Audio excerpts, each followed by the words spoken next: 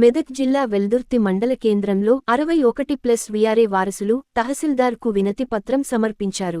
గత ప్రభుత్వం GO number 81/85 ప్రకారం 61 సంవత్సరాల పైబడిన వీఆర్ఏల కుటుంబ సభ్యులకు ఉద్యోగాలు కల్పించాలని వారు డిమాండ్ చేశారు. ఈ నెల 29వ తేదీన రెవెన్యూ మంత్రి పొంగులేటి శ్రీనివాస్ రెడ్డి తహసీల్దార్లతో ప్రత్యేక సమావేశం నిర్వహిస్తున్న నేపథ్యంలో రాష్ట్ర వ్యాప్తంగా 61 సంవత్సరాల పైబడిన వీఆర్ఏల కుటుంబ సభ్యులకు ఉద్యోగాలు కల్పించే విధంగా ప్రభుత్వం దృష్టికి తీసుకువెళ్లాలని వారు వినతిపత్రం సమర్పించారు. ఈ కార్యక్రమంలో వీఆర్ఏ జిల్లా ఉపాధ్యక్షుడు నాగరాజ్, పోచయ్య, కొండల్, రమేష్, శేఖర్, రేణుక, శ్రీకాంత్, శంకర్ బాబు తదితరులు పాల్గొన్నారు. కలవడానికి వచ్చిన కారణం ఏంటంటే అయితే 29 తారీఖు నాడు revenue minister Ponguleti Srinivas Reddy sir గారితోని ప్రతి తెలంగాణ స్టేట్ మొత్తం ఎంఆర్ఓలు మీటింగ్ ఏర్పాటు చేయడం జరిగింది.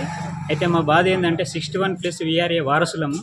మాకు అయితే సంవత్సరం పైబడి నుంచి మేము ఉద్యోగాలు ఇక్కడ చేస్తున్నాము. మాకు 61+ ఉన్న వారసులకు మాకు ఉద్యోగాలు ఇవ్వాలని మేము డిమాండ్ చేస్తున్నాము. అయితే మా తరపున ఒకసారి ఎంఆర్ఓ సార్ గిట్ల ఇవ్వడం జరుగుతుంది. ఎంఆర్ఓ సార్ గిట్ల అక్కడ మినిస్టర్ గారితో ఇట్లాంటి విషయాన్ని డిస్కషన్ చేయడం జరుగుతుందని చెప్పేసి ప్రతి మండలం నుంచి మేము 61+ వీఆర్ఏ వారసులము అందరం కలిసి ఎంఆర్ఓకి ఒకసారి రిప్రజెంటేషన్ ఇవ్వడం జరిగింది. 61+ తెలంగాణ స్టేట్ మొత్తంలో 61+ వీఆర్ఏ వారసులము 3797 మందిని మిగిలిపోయిన వాళ్ళం.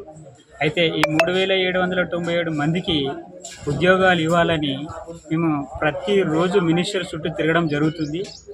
అయితే మాకు మిగతాలో ఉన్న వారికి వాళ్ళకి ఆర్డర్స్ ఇవ్వడం జరిగింది, వాళ్ళకి ఉద్యోగాలు ఇవ్వడం జరిగింది.